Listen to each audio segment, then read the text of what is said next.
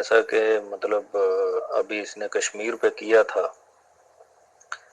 تو یہ lock down جب کرفیو لگایا تھا اس نے کشمیر پہ، تو اس ٹائم ہمیں نہیں چاہیے تھا کہ اسے سیدھا سیدھا وارن کرتے کہ یہ کرفیو ہٹا، نہیں تو جنگ کے لیے تیار ہو جا، کیونکہ ہماری اکانومی تو ویسے بھی نہیں ہے، ویسے بھی ہم تو مطلب کرائسس میں ہی رہتے ہیں، تو وہ بھی نیوکلیئر ہے، ہم بھی نیوکلیئر ہیں، تو ڈر کس چیز کا ہے؟ تو یہ تو جنگ کے علاوہ تو یہ کچھ ہو ہی نہیں سکتا، حل ہی نہیں ہے۔ باتوں سے تو آپ دیکھ رہے ہیں کتنے سالوں سے بات چل رہی ہے، 70 سال سے یہی رونا رو رہے ہیں ہم لوگ۔ تو میں یہ سمجھتا ہوں کہ یہ جو اگر جنگ جب ہوگی، جب ہم چاہیں گے، تو جب پاکستان کہے گا کہ جنگ ہونی ہے تو ہو جائے گی، تو ادروائز تو میں یہ سمجھتا بھی ہوں یہ بھی کہ ان باقی ممالک جو ہیں، یورپ وغیرہ، امریکہ وغیرہ، انہوں نے جنگ ہونے ہی نہیں دینی، کیونکہ انہیں پتہ ہے کہ بہت بڑے پیمانے پہ تباہی ہونی ہے، تو کیوں نہ ہماری طرف سے مطلب کوئی ایسی پالیسی ہو کہ ہم ہمیشہ ان کو ہماری طرف سے تھریٹ رہے۔ اچھا بات یہ ہے کہ آپ پوچھ رہے ہیں کہ ہم کاؤنٹر پریشر کیوں نہیں انڈیا پہ ڈال رہے اور جنگ کی صورت جنگ کیوں نہیں چھیڑتے اور جنگ کے ذریعے یہ مسئلے کو حل کیوں نہیں کرتے انڈیا میں۔ اچھا رانا صاحب ایسے ہے کہ 1947-48 میں جنگ ہم نہیں چھیڑی تھی نا کشمیر لینے کے لیے، اور تھریٹ کے بہت آگے چلے گئے تھے، اور آدھا کشمیر لے لیا، آدھا رہ گیا۔ اب اگر وہی فارمولا فالو کیا جاتا تو ہم نے ٹرائی کی تھی 1965 میں، ہم نے 1965 میں اپنے بندے بھیج دیے تھے کشمیر کے اندر کہ اکساؤ جا کے ان کو، ارریگولر جیسے ہم کہتے ہیں، پہاڑوں پہ چڑھ گئے، لوگوں کشمیریوں کو کہا آ جاؤ لو بدیو، شروع کرو کو اپرائزنگ۔ ایوب خان کے زمانے میں بھٹو صاحب کا یہ پلان تھا، کیا ہوا؟ آپریشن جبرالٹر اس کا نام تھا۔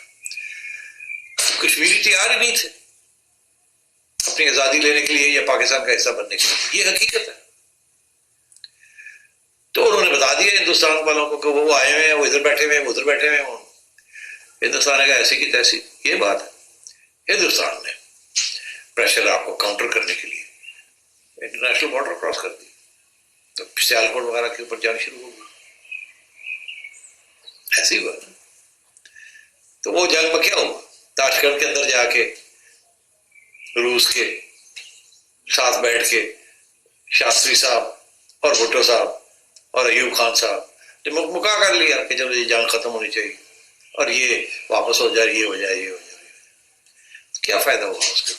ہمارا نقصان ہو گیا سب سے۔ اچھا اب آگے آئیے اگلی جنگ جو ہوئی وہ 71 میں ہوئی۔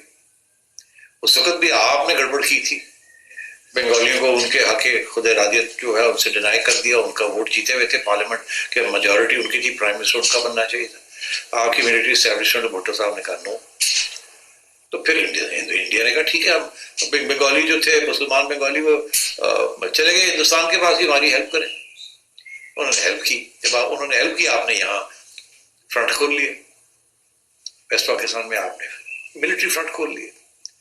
انہوں نے ملٹری فرنٹ کو کاؤنٹر کیا اور ادھر اپنی فوجیں پوری کی پوری اندر بھیج دی، وہ پھر آپ ہار گئے اور 90,000 پرزنرز آپ کے وہاں چلے۔ تو یہ پریشر ٹیکٹکس ہی تھے نا آپ کی طرف سے، ان کی طرف سے کاؤنٹر پریشر آیا تو پھر آپ اس کو سنبھال نہیں سکے۔ یہ کارگل کیا ہوا؟ آپ نے پریشر ٹیکٹکس ہی استعمال کیے نا، چپ کر کے کارگل جا کے لے لیا، خیال تھا کہ کارگل لینے کے ساتھ انڈیا جو ہے سیاچن واپس کر دے گا اور کشمیر کے اوپر بات چیت شروع کر دے گا۔ کارگل لے تو لیا، رکھ نہیں سکے، انڈیا نے آپ کو international pressure plus heavy military artillery کے ذریعے آپ کو ڈسلوج کر دیا، وہاں سے آپ کا نقصان ہو گیا۔ تو آپ نے پریشر ہی لائے تھے نا، آپ نے فزیکل پریشر لائے تھے، آپ نہیں کام چلا۔ پھر ڈپلومیٹک پریشر کے ذریعے اپنی جان چھڑانی پڑی۔ اسی طریقے سے جیسے 1965 میں انٹرنیشنل پریشر کے ذریعے جان چھڑانی پڑی فرام دیٹ وار۔ بات یہ ہے انڈیا از 10 times bigger، وہ کافی دیر تک آپ کے ساتھ جنگ کر سکتے ہیں، آپ کے پاس اتنی قوت نہیں ہے کنونشنل وار کرنے کی۔ اسی لیے جب آپ کے پاس اتنی اسپیس نہیں تھی یا ڈیفense ویپنز نہیں تھے یا سپلائیز نہیں تھی یا جو بھی تھا، آپ نے کہا نیوکلیر ویپنز کر لیں تاکہ ڈیٹررنس ہو جائے. اب نیوکلیر ویپنز تو آگے اس کے آگے چلے گئے ہیں, آپ نے منیچر نیوکلیر ویپنز بھی کر لیے. اب جو اگر کوئی جنگ ہوگی اور جب انڈیا حاوی ہو جائے گا ان دا شارٹ ٹرم, تو پھر آپ کیا کریں گے؟ اگر وہ آ کے بہاولپور آپ کی ٹینک بریگیڈز کو توڑ کے اندر آ جاتا ہے کیونکہ آپ نے اتنا لمبا چوڑا بارڈر کنونشن کے ساتھ روکنا ہے, تو کیا آپ نیوکلیر ویپنز استعمال کریں گے؟ کیا آپ ان کے اوپر اپنے نیوکلیر ویپنز استعمال کریں گے؟ تو پھر تو نیوکلیر وار ہوگی نا. تو کیا راجہ صاحب آپ یہ چاہتے ہیں کہ بس اب مار پٹائی کر کے ختم کیتا جائے؟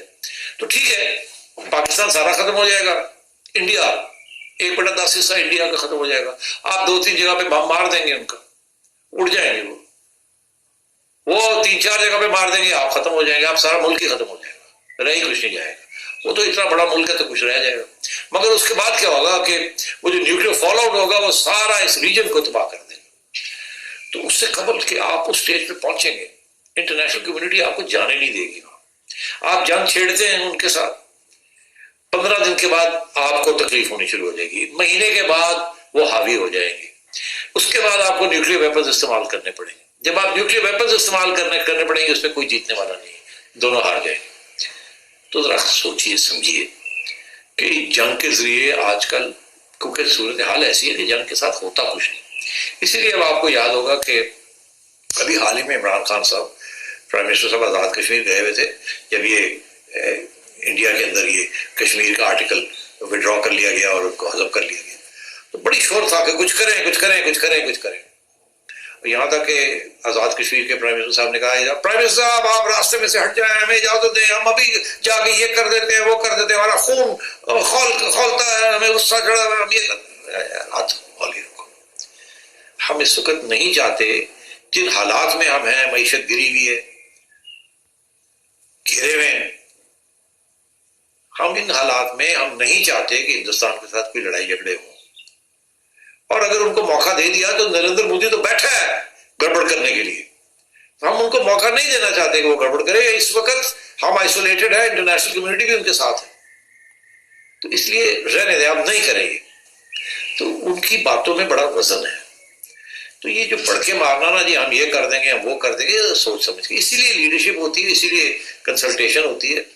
اور وار جو ہے نا وہ کہیں بھی آپشن نہیں ہے. آپ نے تاریخ پڑھ لی, وار کے ساتھ مسئلے حل نہیں ہوتے, مسئلے پوسٹ پون ہو جاتے ہیں یا اور خراب ہو جاتے ہیں. جب پوسٹ پون ہوتے ہیں تو خرابی ہو جاتے ہیں. اس لیے diplomacy, peaceful settlement of disputes. امریکہ نے کتنے وارز کیے ہیں, کیا ملا امریکہ کو؟ امریکہ نے کھربوں ڈالرز وارز کیے اپنے گھر میں نہیں, باہر جا کے. ایک وار بھی نہیں وہ جیتا. افغانستان بھی ہار کے جا رہا ہے, اور ویتنام بھی ہار کے گئے ہیں. کہاں کی میں آپ کو بات بتاؤں.